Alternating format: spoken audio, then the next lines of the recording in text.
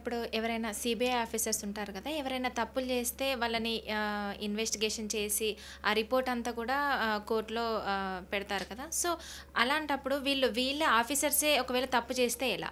CBI officers తప్పు చేస్తానా? ఒకటి రీసెంట్గా ఒక సుప్రీంకోర్టు జడ్జ్మెంట్ ఈ మధ్యలో వచ్చింది. Very interesting case. ఏంటంటే ఇక్కడ సిబిఐ ఆఫీసర్స్ ఇద్దరు కూడా ఏంటంటే ఆయన ఫార్మర్ కమిషనర్, ఎప్పుడో 2000లో కమిషనర్, అంటే ఎప్పుడో ఆ టైంలో కమిషనర్ ఉన్నాడు.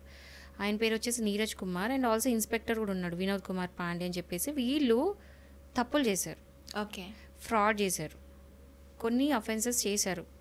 తర్వాత చూద్దాం అఫెన్సెస్ ఏంటో. బట్ కొన్ని అఫెన్సెస్ చేశారు. చేసినప్పుడు వాళ్ళ మీద కేసు ఫైల్ అయింది.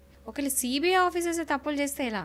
అవును. సో వాళ్ళని చెక్ పెట్టడానికి, వాళ్ళని అరెస్ట్ చేయడానికి కూడా ఉంటారు. ఏంటంటే ఎవరైతే కంప్లైంట్ చేస్తారో సిబిఐ వాళ్ళ దాంట్లో ఇంటర్నల్గా ఒకటి కండక్ట్ చేస్తారు, ప్రొసీడింగ్స్ కండక్ట్ చేసి అందులో వాళ్ళు తప్పు చేసినని తెలిస్తే వాళ్ళని కూడా అరెస్ట్ చేస్తారు. తీసుకెళ్ళి కోర్టులో అన్ని వాళ్ళకి తగ్గట్టు ఏమైతే ఎవిడెన్స్ అగెయిన్స్ట్గా ఉన్నాయో, ఈ తప్పులు చేసిన సపోర్టింగ్ ఏదైనా ఉన్నారో వారు ఎవరైనా విట్నెస్ ఉన్నా అవన్నీ తీసుకెళ్ళి కోర్టులో వేస్తారు. కోర్టులో వేసినప్పుడు జడ్జి చూసి ఇది వాళ్ళు తప్పు చేశారని చెప్పిన వాళ్ళ పనిష్మెంట్ దొరుకుతుంది. సో ఇది ఢిల్లీ హైకోర్టులో ఆల్రెడీ వాళ్ళు తప్పులు చేశారని చెప్పి నిర్ధారించారు. వాళ్ళకి పనిష్మెంట్ కూడా ఇచ్చింది ఢిల్లీ హైకోర్టు. అయితే వాళ్ళు ఏం చేశారు, సుప్రీంకోర్టుకి అప్పీల్కి వెళ్ళినారు. వెళ్తే సుప్రీంకోర్టు కూడా సేమ్ అదే జడ్జిమెంట్ అప్పీల్ చేసింది, అంటే సేమ్ అదే జడ్జిమెంట్ మళ్ళీ ఇచ్చింది.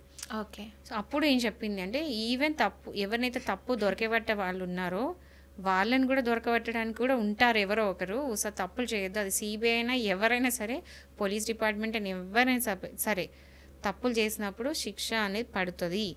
సో సిబిఐ అనగానే భయపడాల్సిన పని లేదు, వాళ్ళని కూడా శిక్షించాల్సింది. ఎవరైనా సరే చట్టం ముందు అందరు ఈక్వల్. సో ఈ సందర్భంగా సుప్రీంకోర్టు ఏం చెప్పింది అంటే someone who investigates also should get investigated. అంటే ఇన్వెస్టిగేట్ చేసే వాళ్ళని కూడా ఇన్వెస్టిగేట్ చేయడానికి ఇంకోరు ఉంటారు అని చెప్పేసి ఈ పంచ్ లైన్ అనేది ఇచ్చిందనమాట. ఓకే.